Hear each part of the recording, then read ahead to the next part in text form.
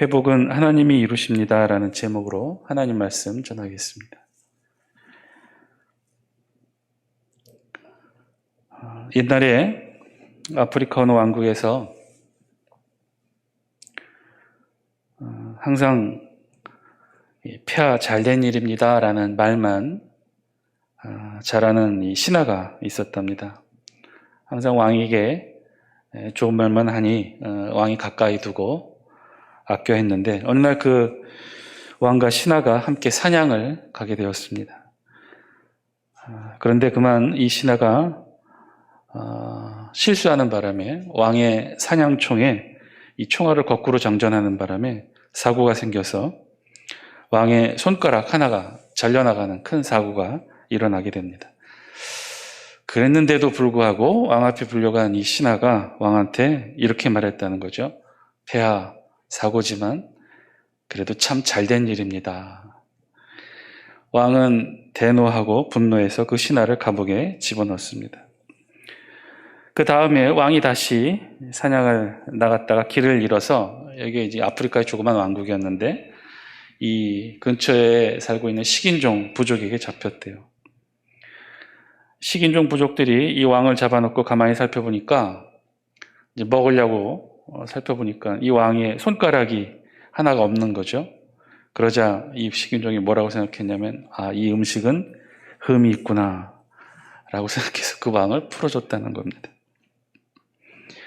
식인종에게 풀려난 왕이 다시 왕국으로 돌아가서 1년 전 일이 생각나 감옥에서 그 신하를 불러내어 이렇게 말했답니다. 자네 덕분에 내가 살았어. 미안하네. 그랬더니 신하가 이렇게 말했답니다. 폐하, 참으로 잘된 일입니다.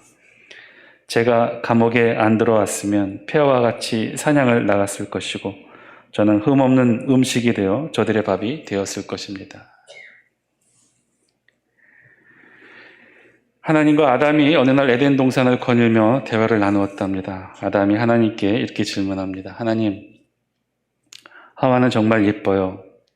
하나님은 하와를 왜 그렇게 예쁘게 만드셨나요? 그랬더니 하나님이 아담에게 이렇게 대답합니다. 그래야 내가 늘 그 하와만 바라보지 않겠니? 아담이 다시 하나님께 질문합니다. 그런데 하나님, 하와는 이쁘고 다 좋은데 그런데 가끔 어떤 때는 좀 멍청한 것 같아요. 하나님, 하와를 왜 그렇게 만드셨어요? 그랬더니 하나님이 아담에게 이렇게 말씀하셨답니다. 이 바보야, 그래야 하와가 널 좋아할 것 아니니? 우리 삶을 돌아보면 우리도 가끔씩 이해 못하는 일들이지만 알 수 없는 과정이지만 때때로 일들이 그렇게 이루어지게 되고 결과적으로는 선하고 아름다운 뜻으로 완성되어지는 일들을 보게 되죠. 그럴 때 우리 마음속으로 그렇게 느낍니다. 이거 다 하나님의 섭리겠구나.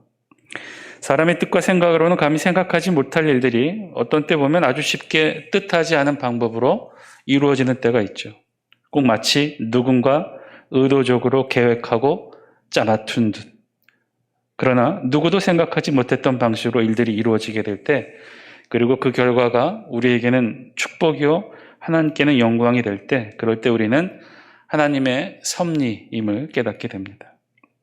아닌 것 같지만 사람이 하고 계획하고 준비하고 실제 사람의 노력으로 하고 있는 것 같지만 실제로 그 일을 이루시고 완성하는 분은 사실 따로 있죠.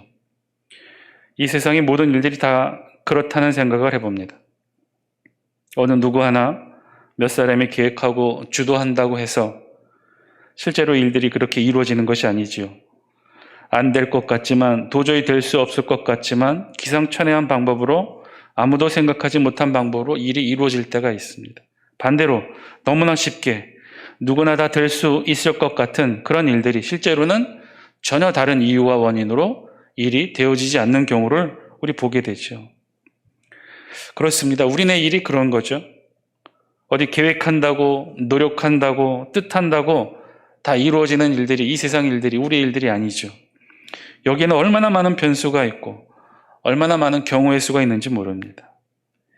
그래서 그 수많은 경우의 수와 변수가 일으키는 복잡한 수식으로 이루어지는 결국 이 세상의 일들을 보면 분명 한두 사람의 의지나 생각이 이 세상을 다스리고 있는 것이 아니라는 결론을 늘 얻게 되죠.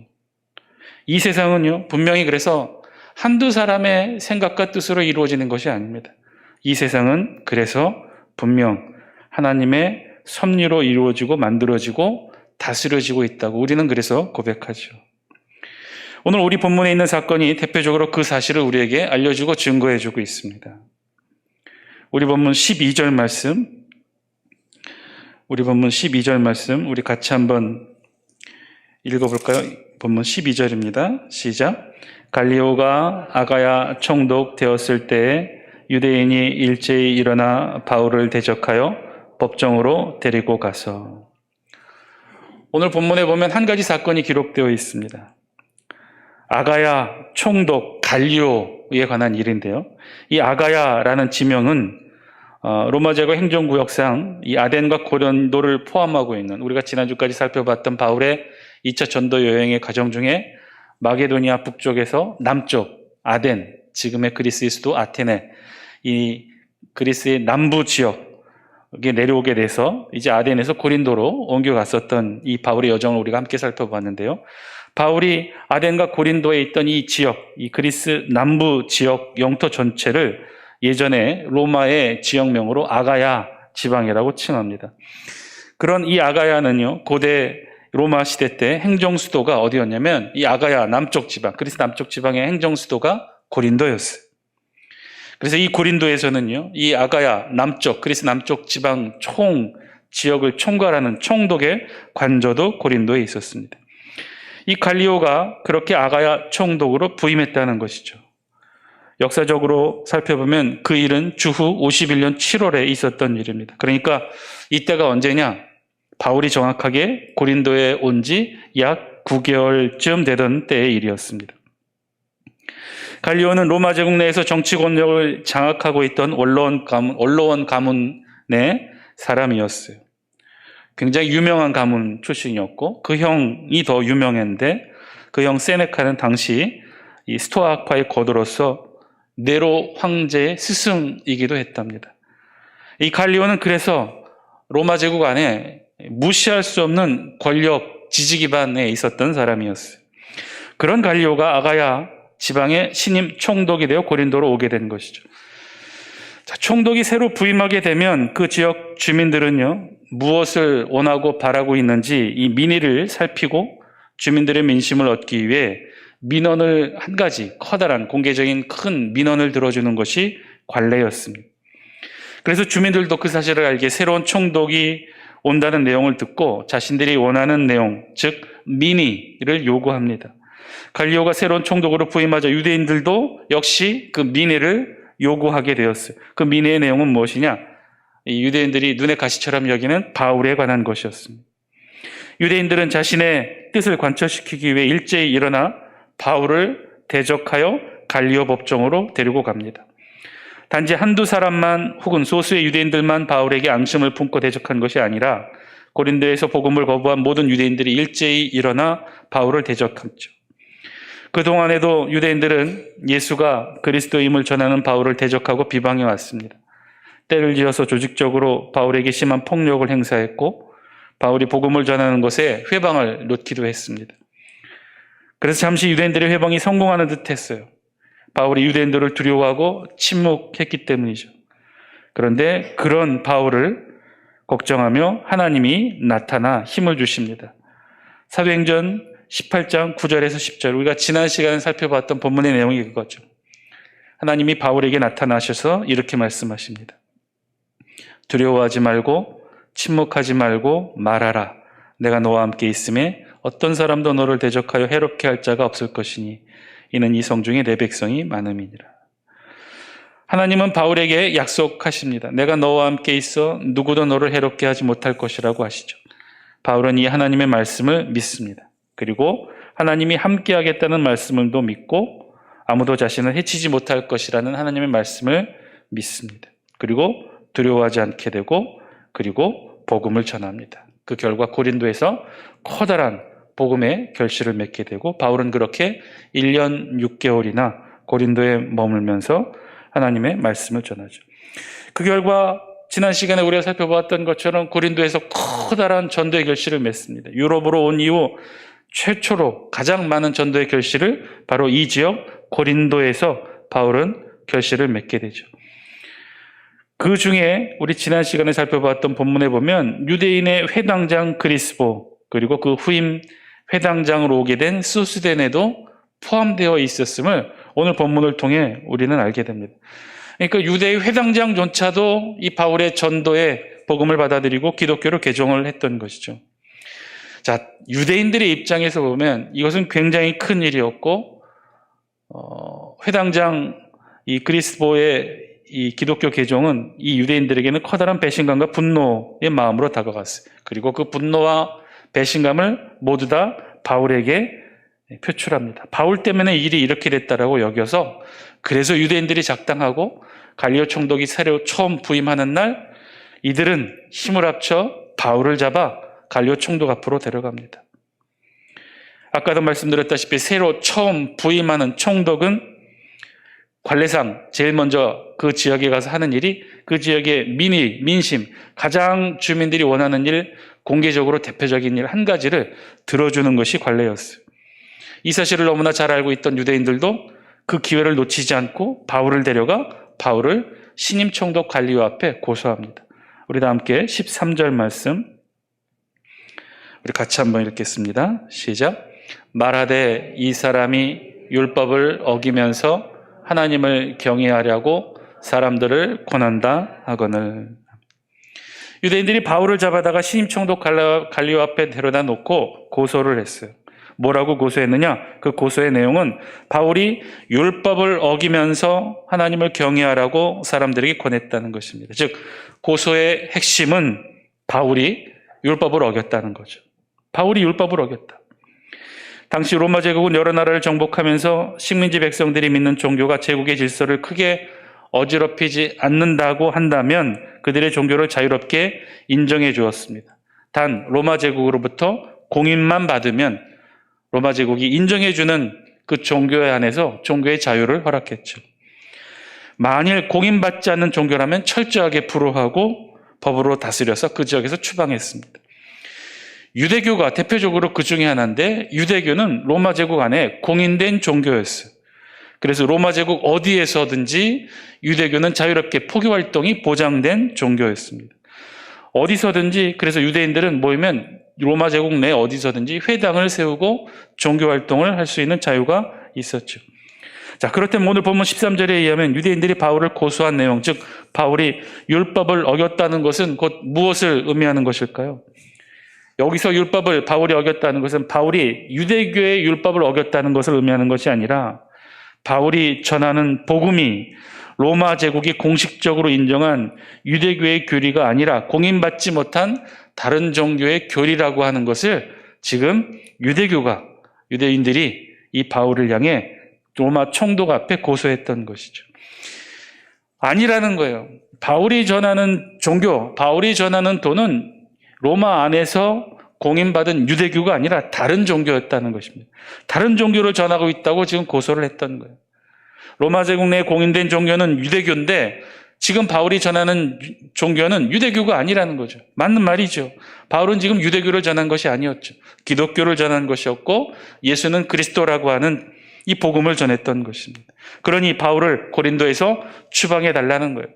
로마 제국 안에서 인정받은 종교는 유대교뿐이니 유대교 외에 다른 종교를 전하는 이 바울을 추방해 달라, 쫓아내라, 로마법으로 치리해 달라, 그렇게 고소했던 거죠. 어떻게 보면 유대인들의 법적인 논리는 상당히 타당합니다.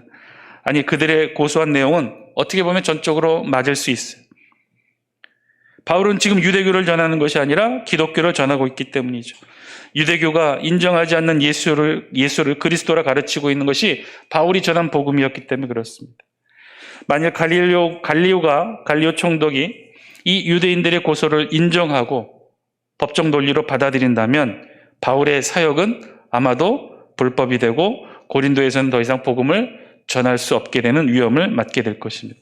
뿐만 아니라 바울은 고린도에서 추방을 당하고 그동안 바울이 9개월간 심혈을 기울이고 정성을 가르쳐 이루어냈던 이 전도의 결실들, 고린도 교회는 불법 단체로 간주되어 해산되어지고 쫓겨갈 수밖에 없었을 것입니다.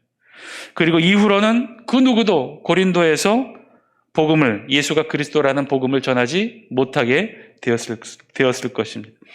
바울로서는 그래서 대단한 위기를 맞게 된 거죠. 바울이 고린도 교회를 세우기 위해 굉장히 많은 수고를 했죠. 매를 맞아가면서, 돌에 맞아가면서 그나마 그렇게 이 유럽에서 첫 결실로 고린도에서 좋은 결실을 얻게 되었는데, 그런데 지금 그 좋은 결실이 위기를 맞게 된 거예요. 오로지 갈리오의 판단과 재판에 지금 이 바울의 운명이 달려있게 됩니다. 그래서 바울이, 유대인들이 바울을 갈리오 총독 앞에서 고소하고 있는 이 사정에, 이 과정에 바울이 입을 열어 자신을 변호하려고 하죠. 그런데 재판장 갈리오 총독이 바울에게는 말할 기회를 조차 주지도 않고 먼저 바로 판결을 내려버립니다. 이 굉장히 이례적이고 놀라운 일이에요. 우리 본문 14절, 15절 우리 같이 함께 읽겠습니다. 시작.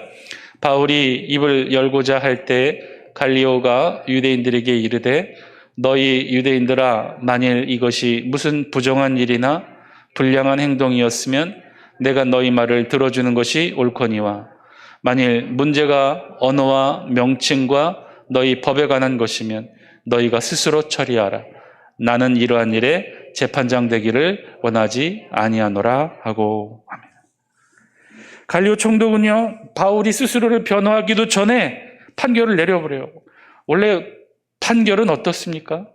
원고와 피고 사이의 공방 아닙니까? 재판장은 그 둘 모두의 의견을 다 듣고 거기서 중재하여 적합한 판결을 내리는 것이 재판의 원칙이죠. 그런데 이 갈리오는 그렇게 하지 않았어요. 원고의 이야기만 듣고 바로 판결을 내립니다. 그런데 그 판결의 내용이 너무나 놀라웠어요.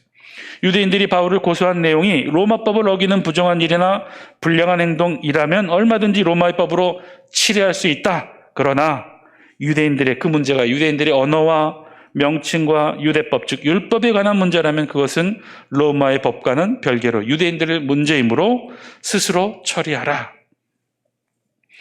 갈리오는요, 이 유대인들의 고소 내용을 듣자마자 판단을 내렸던 거죠. 어떻게 판단을 내린 거예요? 이건 유대인들의 내부 문제로 인식을 했던 거예요. 즉 유대교 안에 한 분파로 기독교를 보았기 때문에 유대교 안에서의 분쟁은 너네들 안에서 스스로 해결하라, 이렇게 판결을 내려버렸던 거예요. 그리고 갈리오는요, 그들의 내부 문제에 개입하고 싶지 않다는 의미로 말하기를 나는 이러한 일에 재판장 되기를 원하지 아니하노라 라고 판단을 해봐요. 나는 이러한 일에 재판장 되기를 원하지 아니하노라. 이 말은요, 당시 로마의 재판장들이 쓰는 일종의 법적인 용어였어요. 두 번의 재판도 필요 없는 피고의 완전한 무죄를 선언하는 말이 이 말이에요. 더 이상 이 문제로 관해 재론하거나 재심을 요청하거나 받아들이지 않겠다는 거예요. 이 문제는 로마법으로 판단할 문제가 아니니 아예 거론조차도 하지 말라라고 갈리오 총독이 아예 선언을 해버린 거예요. 이건 너네 내부적인 문제니 너네들 알아서 스스로 해결하라. 즉 이 말의 의미는 뭐예요? 바울이 앞으로도 계속해서 고린도에서 복음을 전해도 로마법으로는 전혀 타치를 하지 않겠다는 거예요. 전혀 제재 대상이 되지 않는다는 거예요. 이 갈리오의 신속한 판결에 바울도 놀랐고 더욱이 놀란 것은 유대인들이었을 거예요. 너무나 갑작스럽게 일어난 일이에요. 바울을 고소해서 자신들이 어떻게 하지 못하고 고린도에서 엄청난 영향력을 행사하며 큰 복음의 결실을 맺었던 이 바울을 자신들은 할 수 없으니 로마 법을 통해 어떻게 해서든지 막고 제재를 가하려고 했는데, 그런데 결과가 어떻게 됐어요? 오히려 로마법 안에서, 최소한 고린도 지역 안에서 기독교의 자유를 공인해 주는 셈이 되었기 때문에 그렇죠. 유대인들은 이 판결을 쉽게 받아들일 수가 없었어요. 얼마나 기다려온 기회인데 이렇게 순식간에 날아가 버리니 이대로 물러날 수가 없었죠. 성경에는 기록되어 있지 않지만 갈리오의 판결이 내려지고 다시 유대인들은요, 보나마나 갈리오에게 항의했을 것입니다. 빌라도 법정에서 예수님에게 무죄를 선고하려던 빌라도에게 예수를 십자가에 못 박으라고 소리치며 압력을 가했던 유대인들처럼 갈리오 법정에 있던 유대인들도 갈리오를 향해 아마 소리를 질러댔을 것입니다. 다시 판결하라. 바울이 불법을 저질렀으니 고린도에서 추방해야 한다.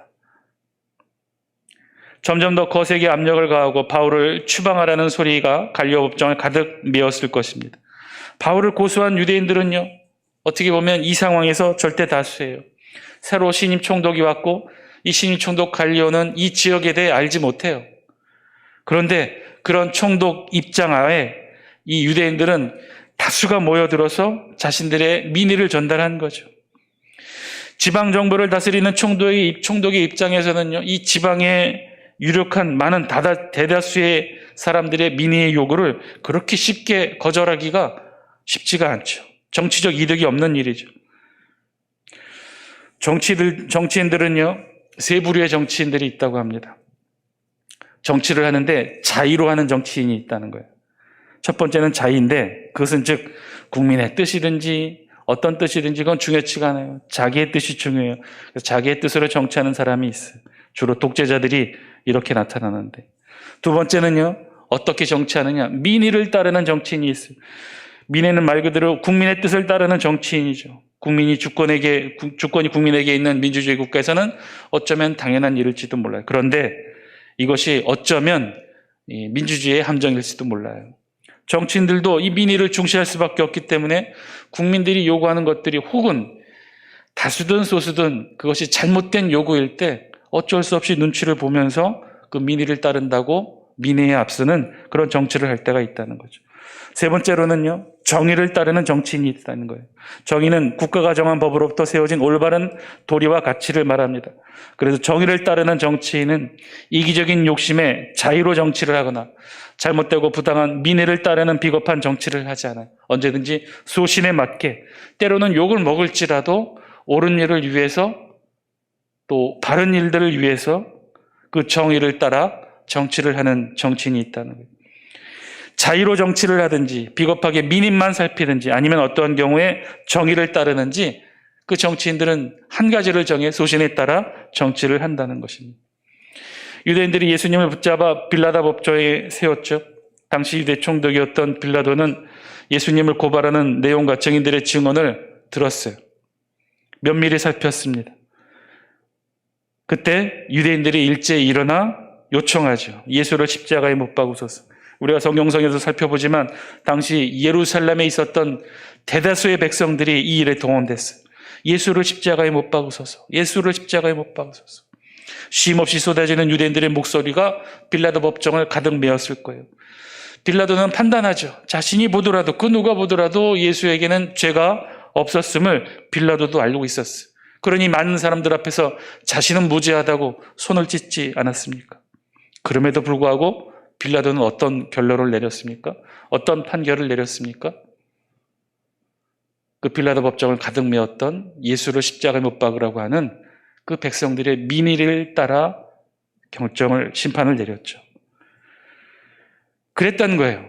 그런데 오늘 우리 본문의 갈리오 총독은 그렇지가 않다는 거죠. 자의로 판단한 것도 아니고 백성들의 눈치를 살피는 민의를 따른 것도 아니고 오직 자신의 소신과 판단에 따라 정의를 따라 결정을 합니다. 전혀 다른 결정을 내린 거죠. 우리 16절, 17절 우리 같이 한번 읽겠습니다. 16절 시작. 그들을 법정에서 쫓아내니 모든 사람이 회당장 소스테네를 잡아 법정 앞에서 때리되 갈리오가 이 일을 상관하지 아니하니라. 반면에 오늘 본문에 등장하는 갈리오 총독은요, 또 전혀 다른 면모를 보여줍니다. 갈리오는요, 법정을 소란스럽게 만들며 자신을 압박해온 유대인들을 법정에서 쫓아내요. 민심을 읽는데 남다른 정치인이라면 당연히 민의를 따라 바울에게 유죄를 선고했을지도 몰라요. 빌라도처럼. 그런데 갈리오는 달랐죠. 갈리오는 절대 다수인 유대인들의 압력에 흔들리지 않았고 민심을 얻기 위해 부당한 민의도 따르지 않았어요.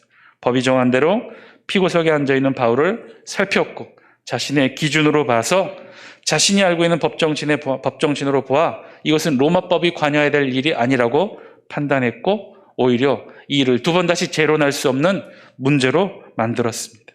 그래서 이 일은 보통의 상황에서 일어날 수 없는 일이죠. 아무리 갈리오가 정의로운 정치인이라 하더라도 그렇게 쉽게 판결할 수 있는 내용이 아닙니다. 그런데 바울이 단 한마디의 변론도 하기 전에 상황은 종료되죠. 당시에 그 어떤 로마 관리도 정치인도 이렇게 결정하지는 못했을 거예요. 그 누구도 이렇게 하지는 못했어요. 대부분이 빌라도 같았어요. 빌라도처럼 이것은 옳지 않고 바른 일이 아니라 하더라도 백성들이 원하고 그렇게 많은 다수가 원한다고 한다면 그렇게 결정할 수밖에 없었겠죠. 그런데 갈리오는 그렇지 않았어요. 여러분, 그렇다면요, 이 일은 누가 한 것일까요? 세상 사람들 다 그렇게 하는데 오직 이 갈리오만은 그렇게 하지 않았어요. 그렇다면 이 갈리오가 그런 결정을 하게 만든 사람은 누구였을까요? 누가 하신 일일까요? 하나님이 하신 일이죠. 하나님이 이 재판에 개입하신 거죠. 의로우신 하나님이 갈리오의 판결을 정의롭게 이끄신 거죠. 하나님께서 환상 중에 두려워하던 바울에게 분명히 말씀하셨죠. 내가 너와 함께 있어 어떤 사람도 너를 대적하여 해롭게 할 자가 없을 것이니. 하나님은요, 이 약속의 말씀대로 바울을 지금 지켜주고 있는 거예요. 이 세상의 모든 사람들을 움직여서, 갈리오의 마음을 움직여서 그렇게 하나님이 섭리하고 역사하시면서 하나님의 사람 바울을 지키고 보호해 주고 계신 거였죠. 그렇게 갈리오 법정에서 쫓겨난 유대인들은 이제 다른 곳에 분풀이를 합니다. 그 분풀이의 대상이 누구였어요? 소스테네, 회당장 소스테네. 모든 유대인들이 소스테네를 붙잡아 어떻게 했냐면 그 법정 앞에서 때렸다고 했습니다. 유대의 법대로 소스테네의 옷을 벗기고 아마 40에 하나 감한 매를 때렸을 거예요. 갈리오가 보는 앞에서. 하지만 갈리오는 이 일에 대해 상관하지 않습니다. 유대인들의 법을 어긴 소스테네를 때린 것이기 때문에 갈리오는 상관하지 않았죠. 사도행전 여러분들이 기억하시는지 모르겠지만 사도행전 18장 8절 지난 시간에 살펴본 본문에서 보면 이 힘을 얻은 바울의 전도의 결과를 기록한 본문에서 이렇게 기록하고 있습니다. 또 회당장 그리스보가 온 집안과 더불어 주를 믿으며 수많은 고린도 사람도 듣고 믿어 세례를 받더라. 이때까지만 해도 회당장 그리스보였죠. 이 고린도의 회당장은 그리스보였습니다. 그런데 오늘 우리 본문에서 보면 그 회당장의 이름이 바뀝니다. 소스테네로 바뀌죠. 아마도 그 전까지 회당장은 그리스보였을 거예요. 그런데 이 그리스보가 바울의 전도로 기독교로 개종을 합니다. 그러니 회당장에서 사임을 했겠죠. 그리고 그 후임자가 바로 오늘 우리 본문에 나온 회당장 소스테네였어요. 그래서 유대인들의 입장에서는요, 아마 그런 소망이 있었을지도 몰라요. 전임 회당장 그리스보가 바울의 복음을 듣고 유대교에서 기독교로 개종을 했어요. 유대인들의 입장에서 보면 배신이었죠. 이 배신을 당했으니 그 후임으로 온 소스테네 회당장에게 기대를 했을지도 몰라요. 전임 회당장 그리스보를 유대법으로 치리하고 그리고 아울러 그렇게 만든 원흉 바울에게도 유대법으로 다스려 줄 것을 기대했을지도 몰라요. 갈리오 총독이 새로 왔을 때에도 고소했던 유대인들이 소스테네가 새로 부임했을 때 얼마나 바울에 대해 욕을 하고 유대법으로 치리해달라고 요구했겠습니까? 유대인들은 회당장 소스테네가 이 일을 말끔히 처리해 줄 것이라고 잔뜩 기대했을 것이 뻔해요. 그런데 회당장 소스테네는요, 바울을 치리하기는커녕 바울이 전한 복음을 듣고 오히려 예수를 믿게 되었어요. 그리스보에 이어서 그 다음 후임 회당장 소스테네마저도 그리스도인이 되었던 거죠. 그래서 이도저도 안 되니까 갈리오 법정에서 바울을 고소했던 것이고, 그런데 그것마저도 갈리오가 전혀 예상치 못한 판결을 함으로 실패하게 되자, 그러자 이 유대인들은요, 누구를 잡아 분풀을 했던 거예요? 회당장 소스테네를 잡아 분풀을 합니다. 그러니 얼마나 유대인들이 화가 치밀었겠어요. 모든 사람이 회당장 소스테네를 잡아 법정 앞에서 때리되, 그때까지도 소스테네가 회당장이었던 것을 보면 그가 예수를 믿기는 했지만 그 전임자 그리스보처럼 완전히 유대교를 버리고 개종한 것은 아니었던 것 같아요. 그런데 이 사건을 통해서 소스테네는요, 오히려 변화의 기회를 맞습니다. 기독교를 개종을 하게 됩니다. 그리고 그 이후에 놀라운 일이 일어나는데, 우리 다 함께 고린도전서 1장 1절과 2절 영상을 통해 함께 읽겠습니다. 시작. 하나님의 뜻을 따라 그리스도 예수의 사도로 부르심을 받은 바울과 형제 소스테네는 고린도에 있는 하나님의 교회 곧 그리스도 예수 안에서 거룩하여지고 성도라 부르심을 받은 자들과 또 각처에서 우리의 주 곧 그들과 우리의 주 대신 예수 그리스도의 이름을 부르는 모든 자들에게. 고린도전서 1장 1절과 2절 제일 처음 부분에 수신자와 발신자에 대해서 기록을 하고 있는 내용이죠. 고린도전서는 바울이 3차 전도 여행을 하면서 에베소에 있을 때 고린도 교회에 보낸 편지였어요. 그러니까 여기에 1절에 보면 누가 등장합니까? 소스데네가 등장하죠. 이 소스데네가 누구예요? 오늘 우리 본문 사도행전 18장에 나오는 바로 고린도 지역에 있었던 회당장 그리스보의 뒤를 이은 후임 회당장 소스데네였던 거죠. 그런데 이 소스데네가 고린도전서 1장 서신서의 기록에 보면 누구로 기록이 되어 있어요? 바울과 함께 동역하며 고린도 교회에 문안 인사를 하는 그 주체가 되었다는 거예요. 믿음의 형제가 되어서, 바울의 믿음의 형제가 되어서 바울의 3차 전도 여행을 함께하는 동역자가 되었다는 거죠, 소스데네가. 소스데네는요, 그날 갈리오 법정 앞에서 유대인들에게 매를 맞고 사람들의 기억에서 잊혀진 것이 아니라 오히려 바울의 이후 신실한 동역자가 됩니다. 그리고 고린도 교회에 아주 중요한 지도자가 되죠. 소스데네가 회당장이었으니 율법에 예언한 그리스도를, 구약을 얼마나 잘 알았겠어요. 그 잘 안 내용을 가지고 얼마나 잘 가르쳤겠습니까? 그 증거가 그래서 오늘날까지도 남아있는데, 지금 고린도 지역에 가면 고린도 바울 기념교회가 있고, 그 고린도 바울 기념교회에 가면 우리 교회 당회실에도 보면 역대 장로님들 쭉 사진과 이름이 있고, 또 역대 목사님들 사진과 이름이 쭉 걸려있던 것처럼 고린도 이 바울 기념교회 가면 그렇게 고린도 바울 교회 기념을 사역했던 교역자들을 쭉 이 그림과 함께 명단이 기록되어 있는데, 거기에 1대부터 88대 현재 교역자들까지 이름들이 쭉 새겨져 있고, 그 중에서 1대가 누구냐면 당연히 바울이고, 2대는 아볼로, 3대가 실라, 이렇게 기록되어 있어요. 바울, 아볼로, 실라. 그리고 그 실라의 뒤를 이어 제4대 고린도교회 교역자의 이름으로 누가 기록되는지 아십니까? 소스데네. 소스데네가 이 제4대 고린도교회 교역자가 된 거죠. 얼마나 놀라운 일입니까? 고린도의 유대교 회당장에서 고린도의 고린도교회 담임 목사가 되었던 거죠. 이 모든 일은 갈리오가 아가야 총독이 되면서부터 일어난 일들이에요. 새로 부임한 총독 갈리오가 재판을 하면서 바울은 고린도에서 투옥의 위험에서 벗어나 이제 합법적인 이 종교의 자유를 가지고 당당하게 복음을 전할 수 있게 됩니다. 이후 더욱더 고린도 지역에서 바울의 복음은 빛을 발했고, 더 많은 전도의 결실로 커다란 복음의 결실들이 맺어지게 되죠. 또 갈리오의 판결로 소스데네가 유대인들로부터 분필히 매질을 당하긴 했지만, 오히려 이 일로 인해 이 회당장 소스데네는 유대교와 완전히 결별을 하게 되고 고린도 교회의 중요한 교역자로 더 큰 역할을 하며 바울을 돕는 동역자의 일을 하게 되죠. 그렇다면 우리는 갈리오가 아가야 총독이 된 것이 우연한 일이 아님을 알 수 있게 됩니다. 즉 갈리오가 이 아가의 새로운 총독이 된 것은요, 고린도 교회를 위한 하나님의 신비로운 섭리였어요. 로마 제국의 원로원 가문 사람들이, 그런 귀족들이 얼마나 많이 있겠습니까? 그런데 그 많고 많은 원로원 사람들 중에 갈리오가 아가야의 총독이 되어 고린도에 오게 됩니다. 갈리오가 아가야 지역의 총독으로 오래 있는 것도 아니었어요. 딱 2년이 있었어요. 2년이 채 못 되는 짧은 기간이 있었어요. 그런데 그 짧은 기간이 바울이 전도했던 그 기간과 겹쳤던 거죠.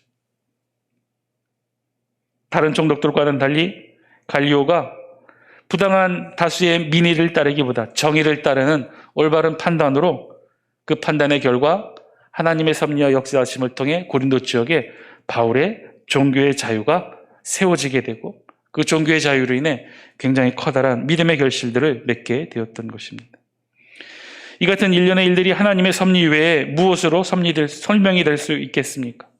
바울과 함께 하겠다고 약속하신 하나님께서 바울을 고린도 지역에서 지켜내신 거죠. 하나님의 섭리의 역사를 통해 지켜내신 거죠. 로마 총독의 마음을 움직였고, 그의 생각을 민의가 아닌 정의를 통해 구현토록 하나님이 그렇게 역사하셨던 것입니다.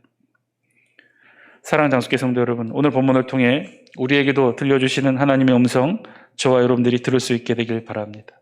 하나님이 하신다는 거죠. 이 세상의 일들, 우리가 보기에는 우리 사람들이 하는 것 같고, 사람들이 결정하는 것 같고, 사람의 뜻대로 움직이는 것 같아 보이지만 아니요, 그렇지가 않아요. 사람이 아니라 하나님이 하시는 줄 믿습니다. 하나님의 뜻대로, 하나님의 섭리대로 하나님이 지금도 이 세상을 다스리고 있습니다. 따라서 회복도 하나님이 이루실 것입니다. 하나님이 섭리하셔야 온전한 회복이 이루어지게 되는 것이죠. 2021년도 하나님의 섭리로, 하나님의 역사하심으로, 하나님의 다스리심과 통치하심으로 이 땅이 온전한 회복, 완전한 회복, 그래서 더 나은 축복의 회복을 이룰 수 있게 되기를 기도하시면서 하나님 앞에 나아가시는 저와 여러분 다 되시기를 주의 이름으로 간절히 축원드립니다.